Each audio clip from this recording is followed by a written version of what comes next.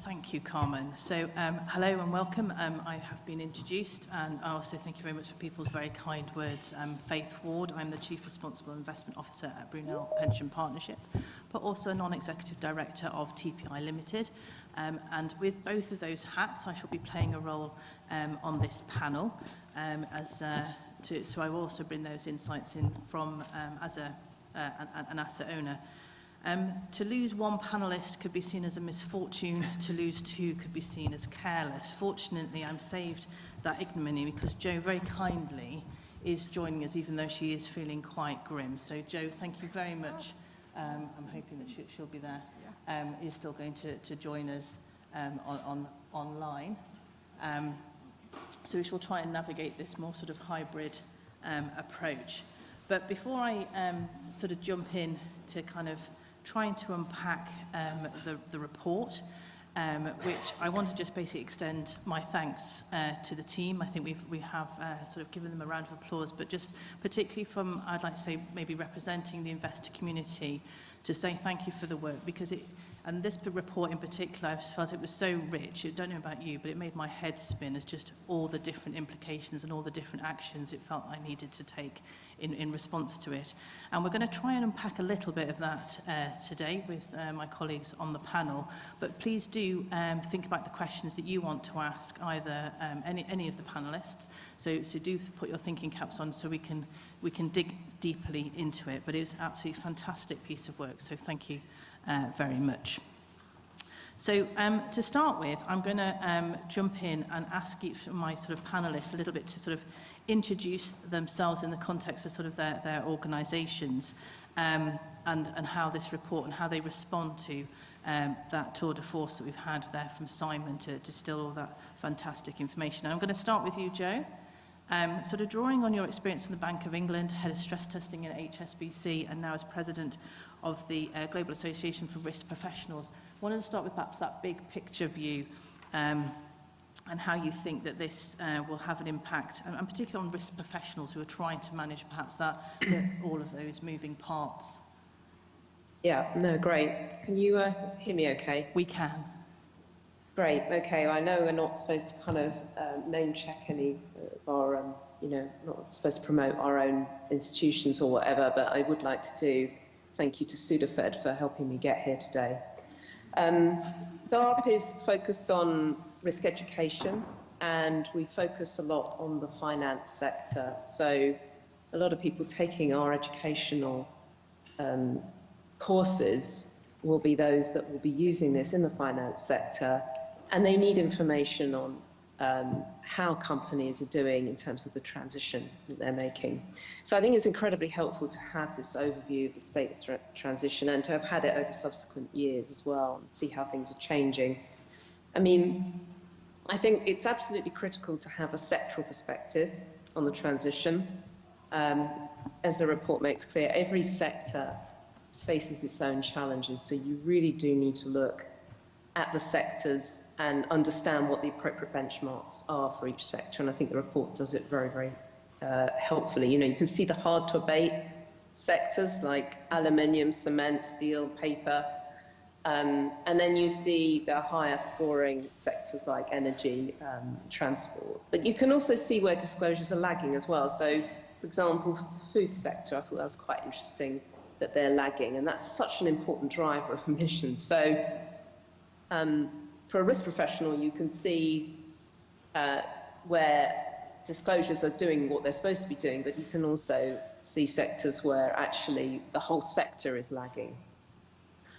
I thought it was interesting how larger companies are scoring better on management quality. I'm not that surprised, but then when you think about it, smaller companies which aren't doing as well, they are in the larger companies' scope 3 emissions. So presumably those larger companies are going to need to support their supply chains on raising the quality of disclosures and their ambition across their whole supply chains.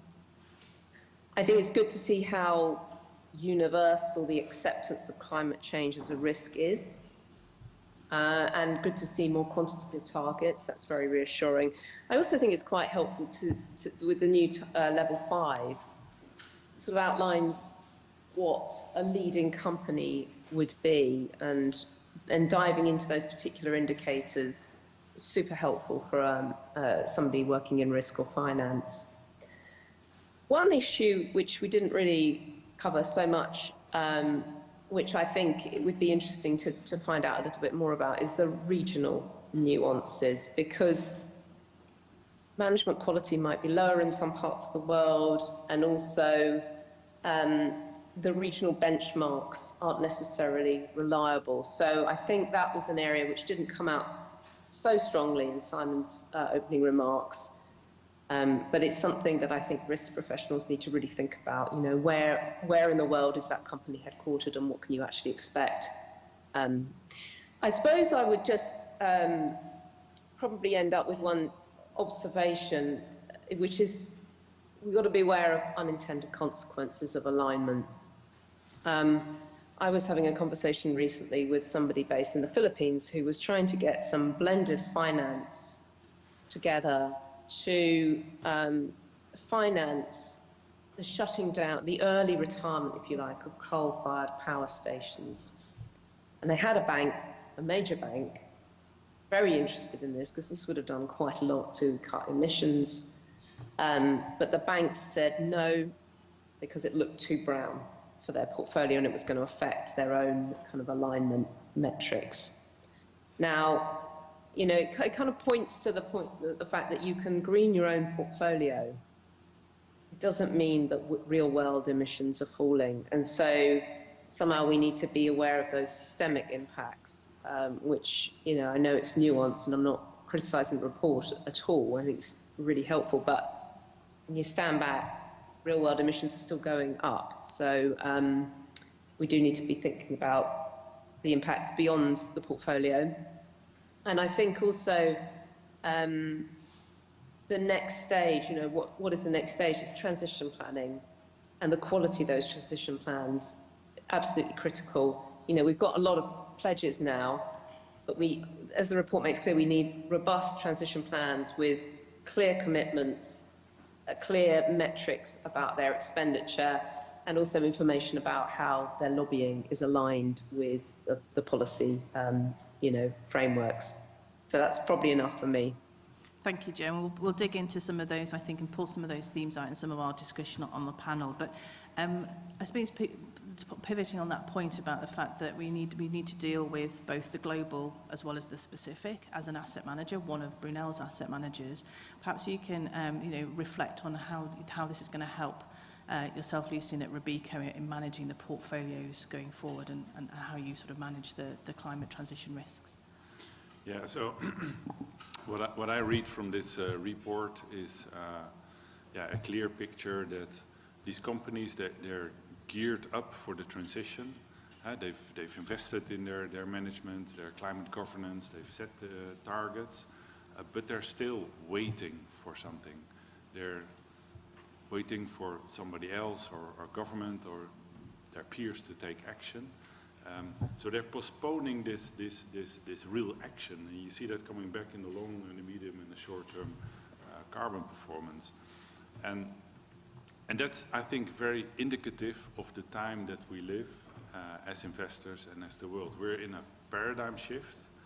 It's a complete overhaul of the economy that we're talking about in a very compressed period of time. And that, of course, is a transition that will never be linear, progressive. It will be uneven, dislinear. It will go with accelerations and tipping points, but also with stagnation and with inertia. And I think when we look back at this report, but also the reports before, what we see is there was a momentum some years ago.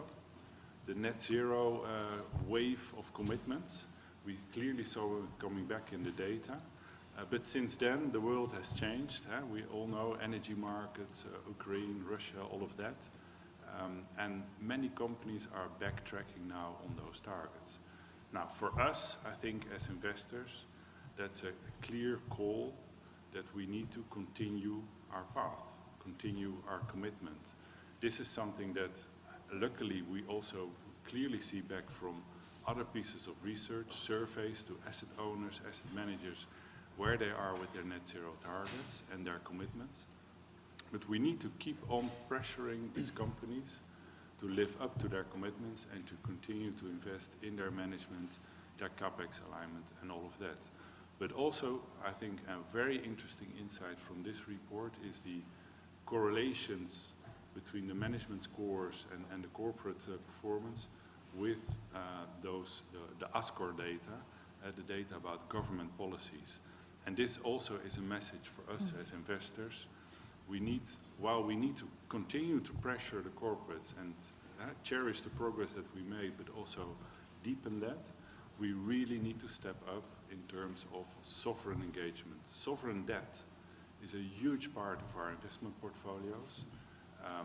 We have a major voice towards governments, and it's something new because we're not a shareholder of a government, but we do have a financing relationship. So it means we can have a really good conversation about long-term risks, about fiduciary duty, protection of our assets. And this is then, I think, where we need to develop new repertoire, new best practices in the coming years as investors. No, absolutely, and I felt that as well. It really leaped out to me, just relationship that those countries that had a more robust governance framework tended to then correlate with sort of higher income countries, then had that higher disclosure. So it just goes to show that there is just a clear link there between those two factors. I mean, Brunel has used TPI quite extensively across both, we've talked about sort of index tracking type sort of products. We use it extensively for our stewardship and to hold our managers to account. And more recently, we've embedded it quite deeply into our risk frameworks, most specifically to actually fulfill our regulatory duty. So this is taking it to a whole nother level of sort of risk. And funny enough, we'd selected level 3 as being the part that has to be the minimum. So if you imagine a RAG rating of kind of green, yellow, orange, and red, yellow is the base. You are yellow. And what we do is we are identifying all those companies that are falling below that line through our portfolio managers to challenge our asset managers on those and understanding kind of what is actually going on there, and to use it really to enhance that sort of accountability, but also understanding of what's happening within those portfolios. But it's really, we use it on a whole raft of areas, and certainly quite extensively also in our stewardship, which I think we'll sort of unpack as well, beyond sort of holding sort of managers to account. But we found it tremendously useful, which was always the point, I suppose, of creating TPI. And I suppose on that note, I want to kind of ask you, Simon, having been on this journey for the whole 7 years, from your own personal perspective, what were the real standouts for you from perhaps this year's report? And actually, was there anything that surprised you, or did it all feel as if, yes, that's what I was expecting, or did anything actually sort of go, oh, actually, I wasn't expecting that? Thanks, Faith. And as you know, I've stood up and given this kind of talk before. And I often find myself saying similar things because things seem to change relatively slowly in this space. Things do move forward, but they don't move forward at a fast pace. I think, as I mentioned in my talk, the thing that the imprint of the wave of net zero by 2050 target setting on the data in this round of assessment compared with the assessment from a few years ago was the thing that stood out for me the most. I think it's really encouraging to see such a large increase in the number of companies aligned with 1.5 degrees in 2050 compared with where we were a few years ago. Equally, it's not backed generally by detailed and actionable plans at the moment. But as I always understood the theory of change behind lobbying for net zero by 2050 targets is, those targets are like a bridgehead, and once they're in place, stakeholders work backwards from those long-term goals and try to get companies to implement medium-term goals consistent with them, and then a range of other commitments and actions consistent with those targets, like CapEx and so on. So that was genuinely encouraging to see. If I may just pick up on a couple of things that Joe and Lucian respectively said. So firstly, there is a whole chapter of the report on the regional issue. I didn't cover it in my remarks because there's going to be a session on it a bit later on. I was supposed to say just this during my talk, but I obviously exceeded the RAM in my brain and forgot. So just to clarify that. And the other thing is I just wanted to really echo, so I think the point about, the point you made, Lucian, about companies waiting for each other, waiting for governments. I think that's really key, and it's a really nice way to put it. And as an economist, it's just an expression of the fact that this is, after all, a market failure. Right? It's an externality. Everybody imposes their costs on everybody else. Everybody has an incentive to free ride on everybody else's efforts. Nobody wants to be miles ahead of anyone else unless they have a particular business niche that is likely to benefit from it. And so we have this situation where, to some extent, climate action appears to be performative, and to some extent, it's genuine.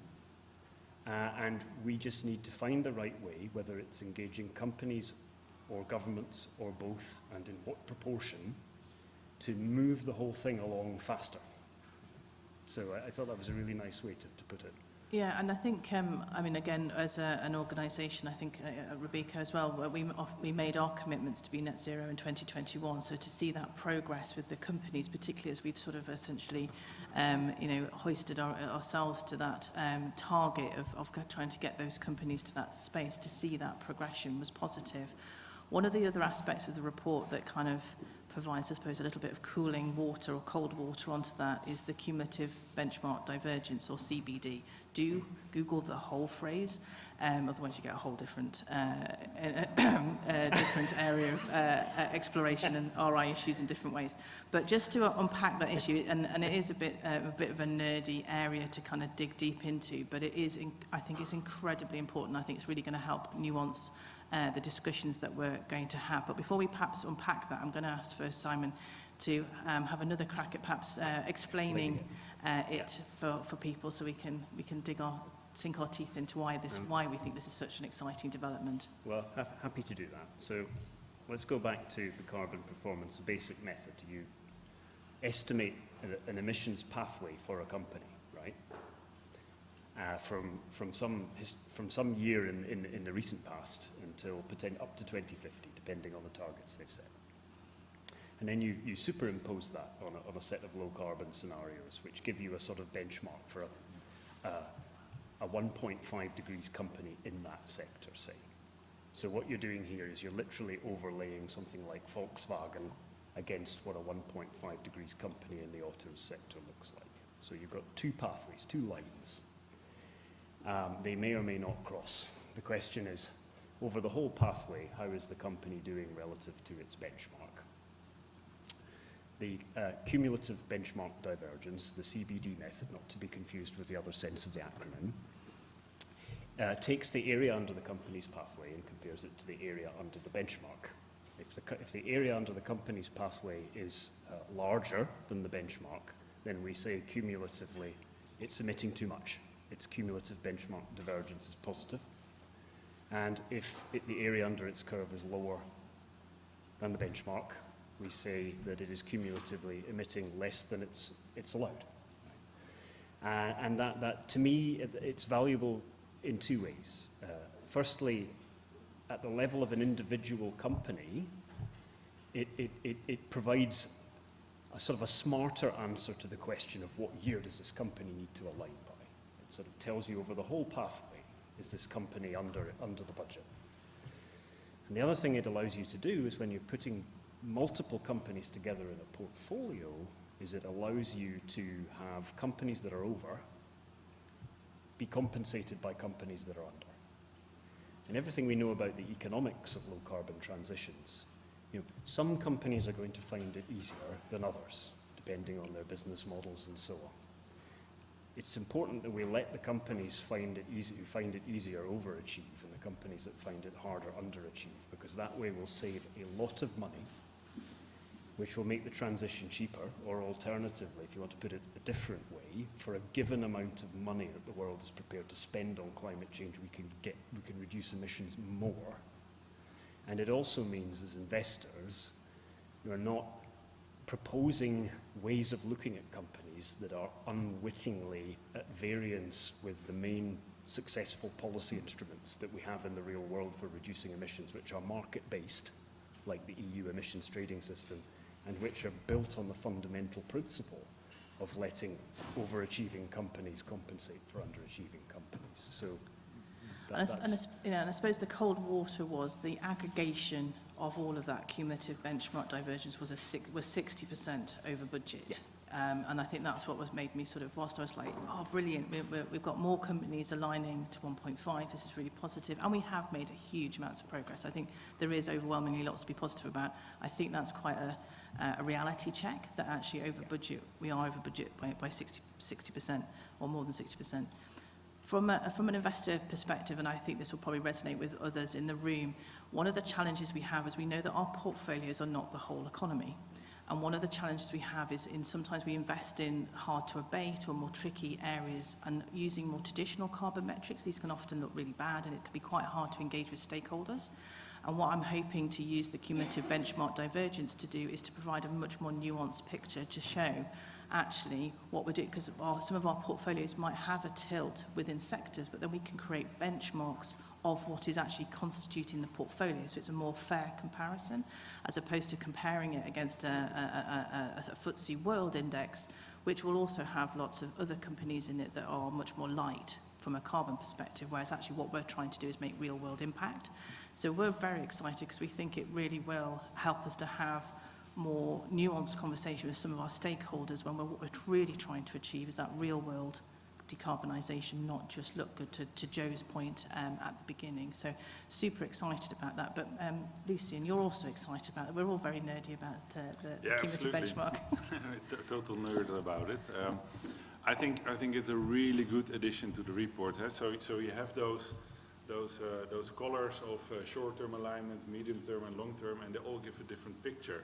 Those short, medium, long-term. But the cumulative one gives it all together in one single figure, and it clearly shows that while there may be alignment on the long term, there's a clear overshoot.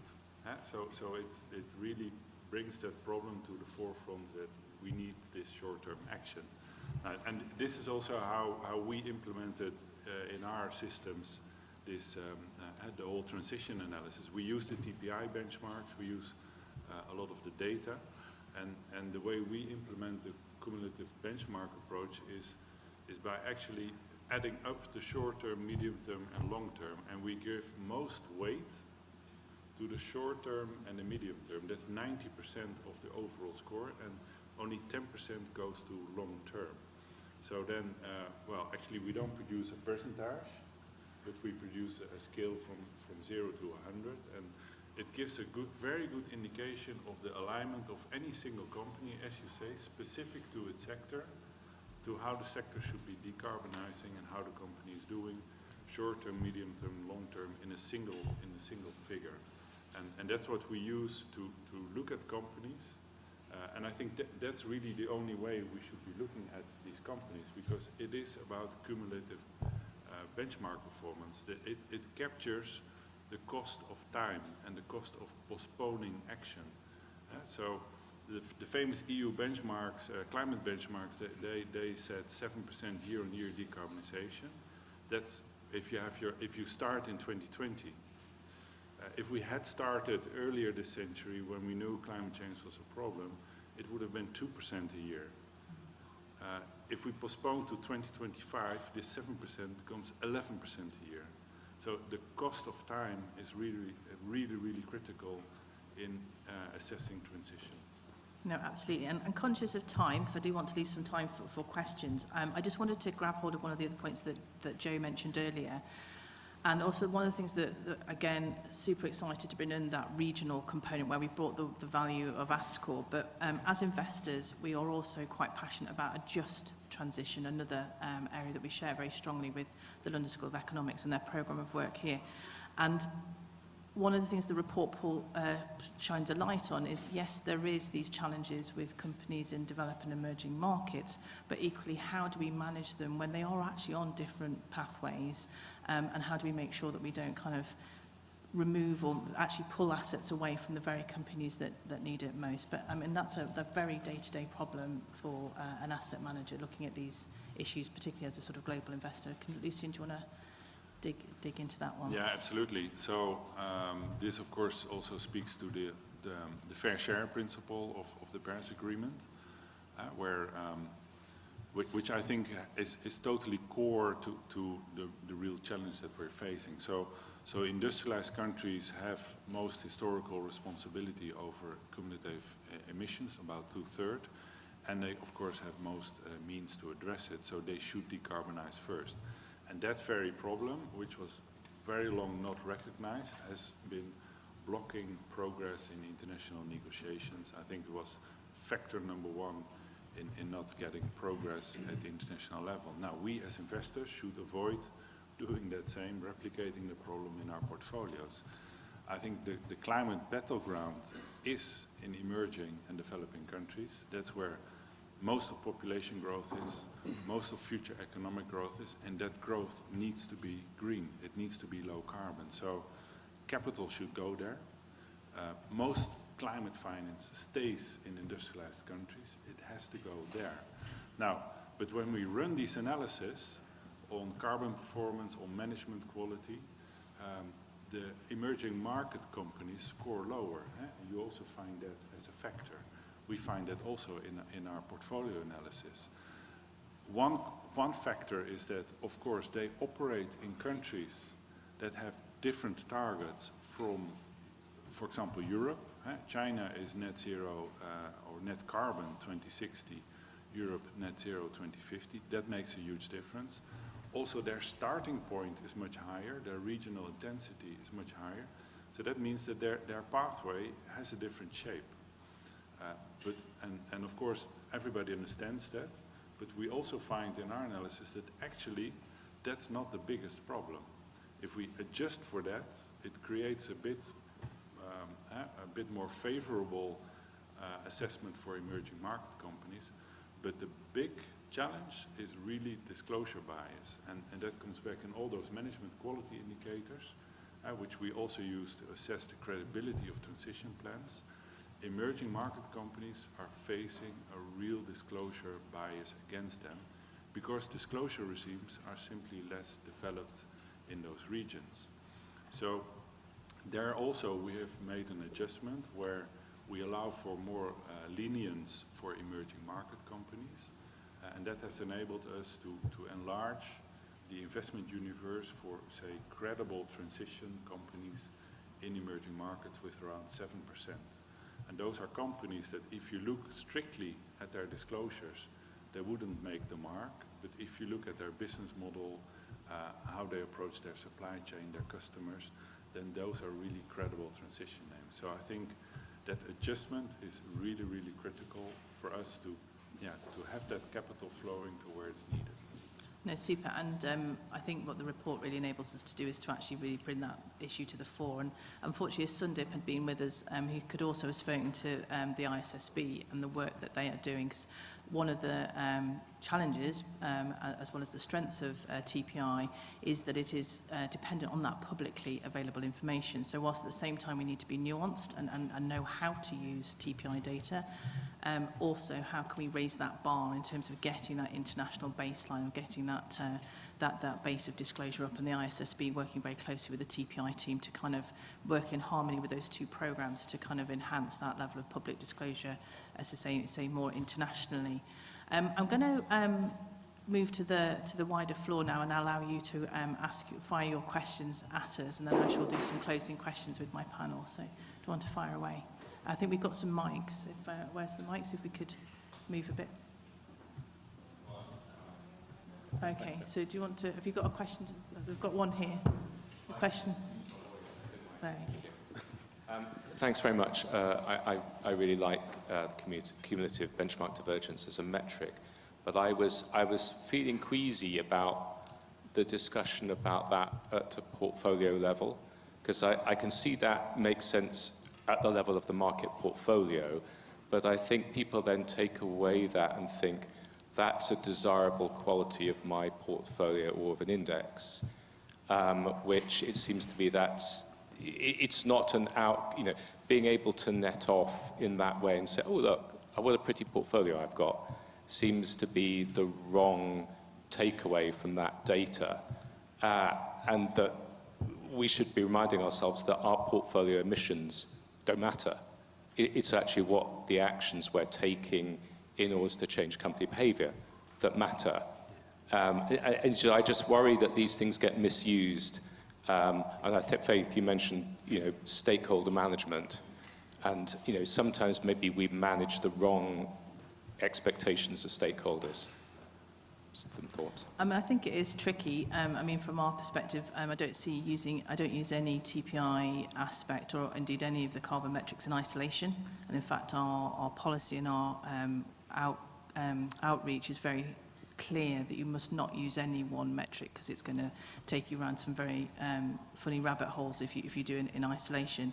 I think what we're trying to do is not, what I'm hoping it will aid us to do is actually invest more for the transition in those more sort of particularly hard to abate in a way that enables us to evidence base the rationality of that, as opposed to this temptation to sort of pull assets from more difficult or tricky areas if you're trying to compare those. So it will help us to educate, if you like, some of our stakeholders who are actually making asset allocation decisions to have, but as you say, in the context of absolute emissions, intensity emissions, and then this cumulative benchmark emissions, it will just give us another part of the toolkit. So, but I do take your point.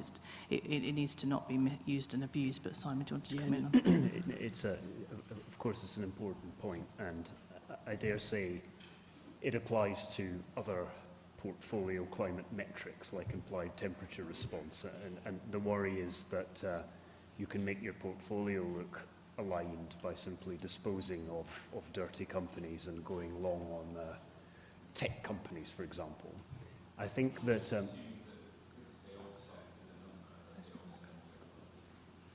yes, that's a further issue. What I was going to say, so I do think that is an issue. I think that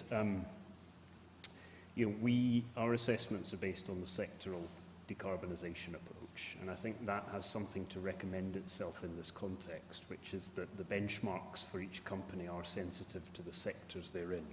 So if you're in a hard-to-abate sector, all else being equal, you have a relatively easier benchmark because it accounts for the difficulties of aligning in that sector, and that will feed through to the portfolio number, which means that there'll be less of an incentive. It's still there, I admit, but there'll be less of an incentive to dispose of companies in hard-to-abate sectors than there would be under a metric like implied temperature response.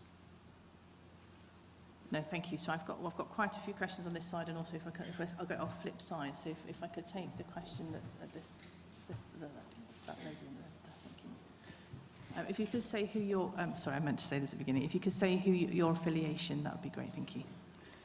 Thank you very much. It's Penny Apostolaki, Strategy to Green. Thank you very much. It's a very valuable analysis, and I understand how it could be used for company-specific. I also see a lot of value in actually understanding the bigger trends.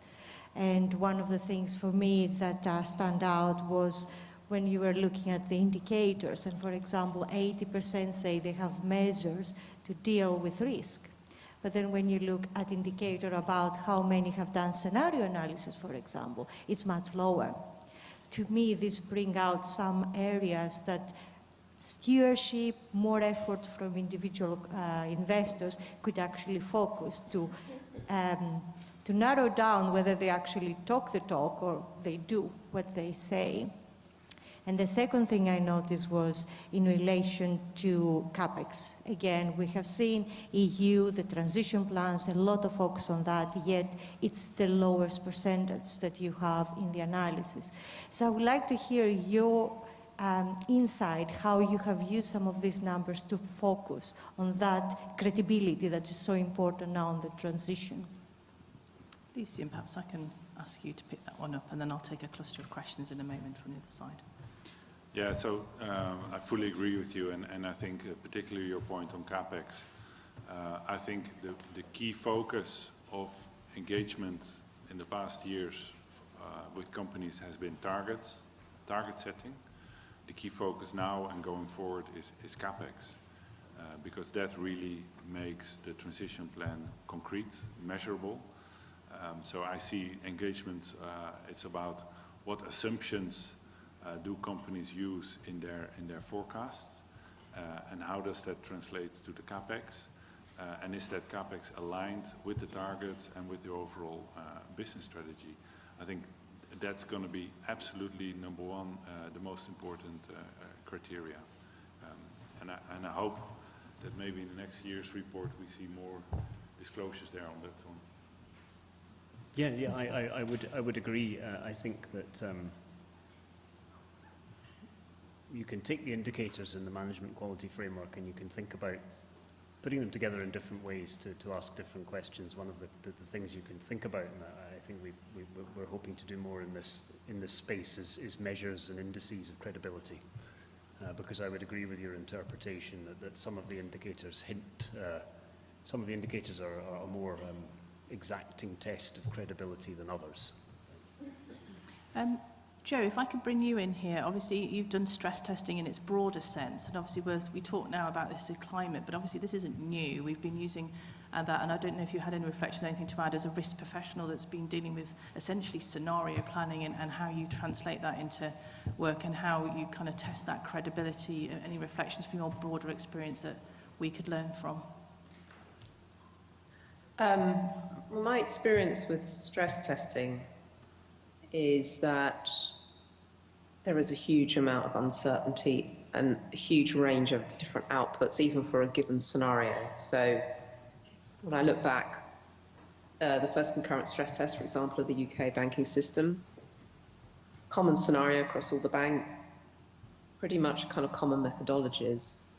The range of estimates that you get back from the banks is just enormous.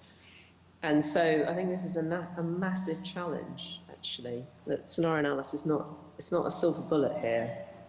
That's why things like the cumulative benchmark is super helpful, because, you know, it's giving you an actual quantitative divergence from a benchmark, and you can't really argue with that. I know it's historic, but the minute that you start looking forward, you're opening yourself up to all sorts of uncertainties, basically, in the modelling. It's not very helpful, I know, but I think you just have to be aware of that.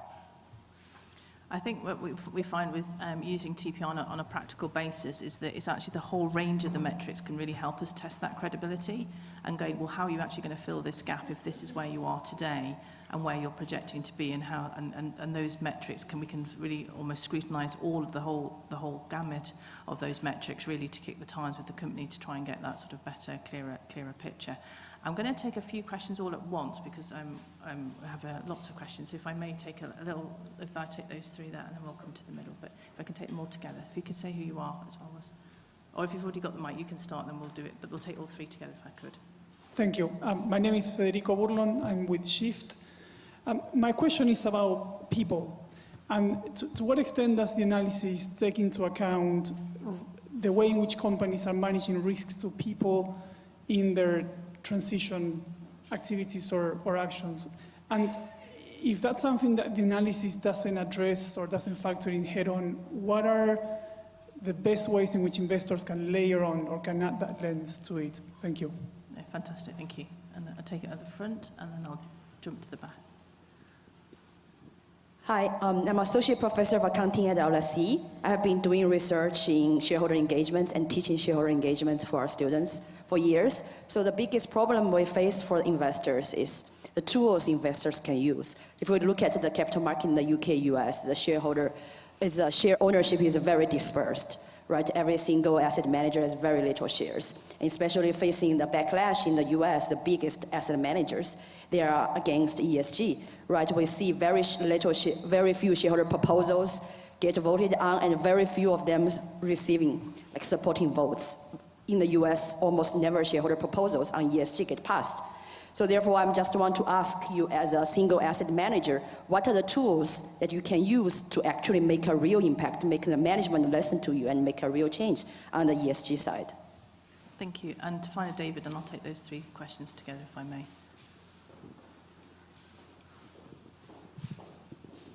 Hi, David Harris from LSEG. Thank you very much for the analysis. That was fascinating. Currently in the UK, we've got the Transition Finance Market Review taking place, and it's finalising its recommendations. This is recommendations to the UK government in terms of how the UK can be a centre for climate finance and investment. I'm looking at the chair and laughing. But what would your advice be to governments around the world in terms of how, both from the analysis, but how to scale the use of TPI and how to scale impact on transition? Some brilliant questions there. So we'll take those three, and then I will come to you in a moment. So the people issue, which I think probably is a relatively quick answer in the sense that probably not so much. So it is about how we add to that. But Simon, we do have elements of this. Your question made me think of just transition. Yeah. Right. So we don't include just transition indicators in our management quality framework, but we do score companies on their just transition policies and planning as part of our work with CA100+. So that, in short, your question makes me think about just transition. There are frameworks for thinking about how to rate companies on just transition, and we're starting to implement them, at least for the 150 largest emitters, but I didn't talk about it today.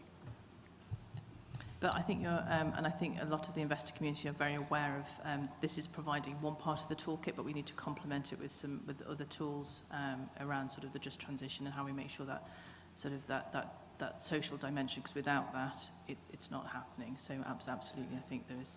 But I think still building up the toolkit to do that, of which I say that, as I mentioned earlier, the LSE is quite active in that. We talked about talking about toolkits and the backlash. I think there was a question to you, Lucian, about how do you actually make this real, in particular in the context of the challenges we're facing. Yeah, just very quick. I mean, my engagement colleagues could talk about this for an hour, but one toolkit is collaboration.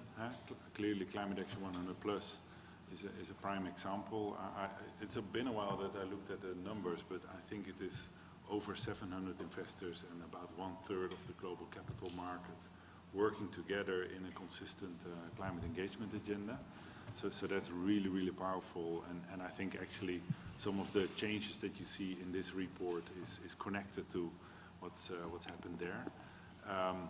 What my colleagues do a lot is engagement in combination with filing resolutions.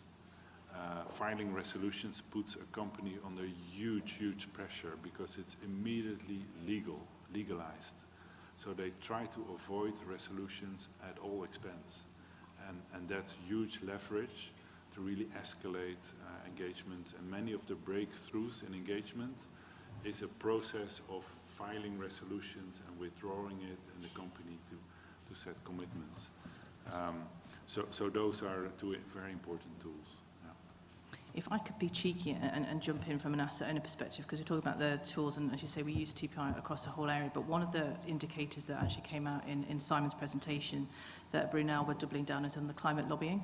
And I think what the presentation really showed out is just the poor state of affairs in terms of that potential disconnect between companies' plans and then their making sure their affiliations are aligned, and the lack of disclosure on that. So that's an area that Brunel is actually going to be doubling down on in its stewardship programme. Again, resolutions, voting, and will be taken and escalating quite rapidly, because we feel that is actually quite a critical component.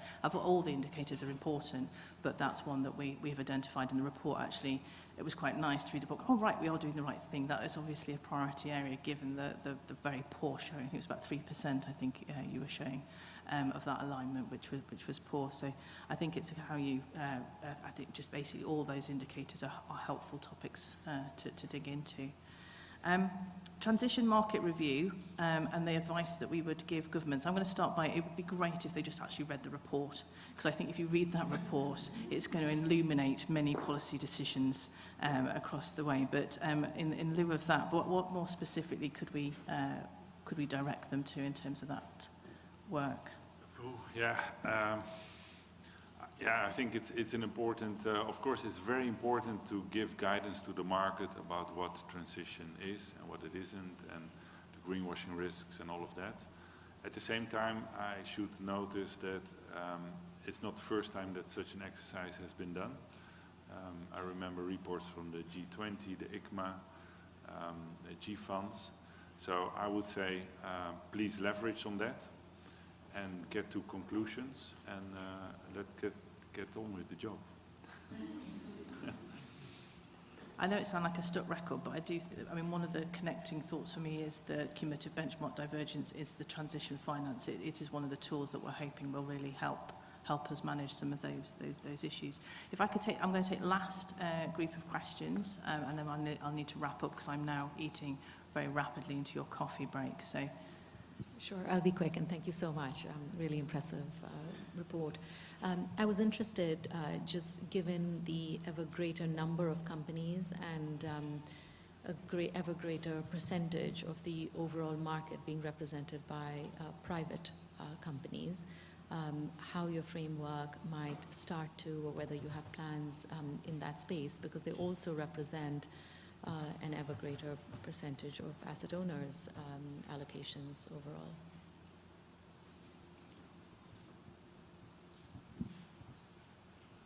Do you want me to answer, yes, or are we bundling up?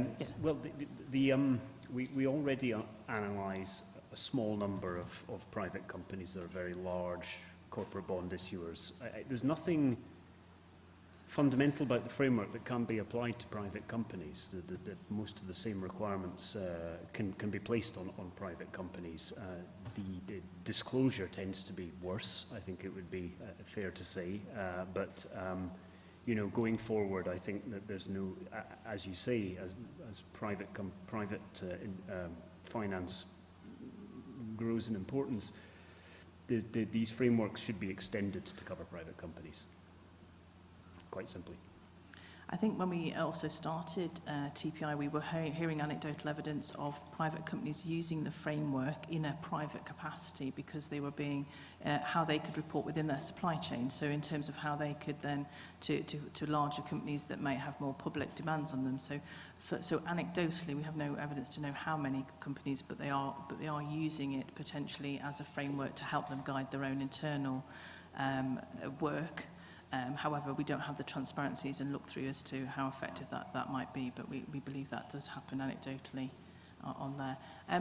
Joe, I wanted to just bring you in to see if you had any final word you wanted to share on some of the questions we've had, or even just how does all of this make you feel about your confidence about the transition? Give you the final reflections on that. Thanks. I suppose overall, you know, I'm a bit mixed on the transition. When I talk to some people like the Inevitable Policy Response or the Energy Transition Commissions, there's a lot of emphasis on the speed of transition, you know, the exponential rate of change and S-curves and everything. And you get the impression that the transition's going faster than they expected. And yet, when you dig into it, I do worry there's quite a lot of cognitive bias underlying that, and that, you know, the sense is we'd be mad not to transition given what's going to happen if we don't, so therefore we will transition. And so the more granularity we get on how far we are away from it, the more we can shine a light on the risks, the better. So that's why these kind of reports are super helpful. I also, to be honest, when you talk to climate scientists, they seem an awful lot gloomier than anyone else. And I think that maybe how to square it is the transition may be going faster than we expected, say, a decade ago, but possibly the physical risks are worse than we expected. And so the ambition needs to be even higher. And so it's very difficult to kind of, you know, square the circle. I also worry, to be honest, that the money isn't going kind of where it needs to the most in terms of emerging markets. And I suppose just one last thought, which maybe isn't terribly helpful, but I do worry also that there's a huge amount of resource going into disclosures, and You can see that's the bedrock of this analysis. But I know that there was a study, for example, by IBM earlier this year that's found that spending on sustainability reporting exceeded spending on sustainability innovation by 43%. And so it's a matter of getting the balance right. And in that sense, understanding which of the elements of disclosure are absolutely critical for telling us about the transition is really important. And so maybe there's a role here for this type of analysis to actually inform the authorities or standard setters on, you know, how should firms best disclose which are the elements that are really critical and that can help drive that standardization. Because otherwise it's just all a kind of PR greenwashing sort of exercise. No, thank you, Jo. And I think that's a really nice way of kind of summing it up, because essentially TPI was created because it was what are the essential questions that as the investor community we want, what are the indicators that we need to evaluate to hold those companies to account, and increasingly now hold governments to account through the developments with ASCOR. So I think that sort of being, hopefully, I always feel smarter after listening to Simon, so hopefully all you do as well, and I think it just is a testament to the whole team what a fantastic report this is. So I would very much invite you now to add to your caffeine levels. You probably feel that you need that after all this quite listening to all of these good comments. What time are we coming back, Carmen? Oh, so we're still going to make you come back at past. I didn't know whether we were going to get a bit more of our time. But if I could just ask you to thank my panellists. Thank you.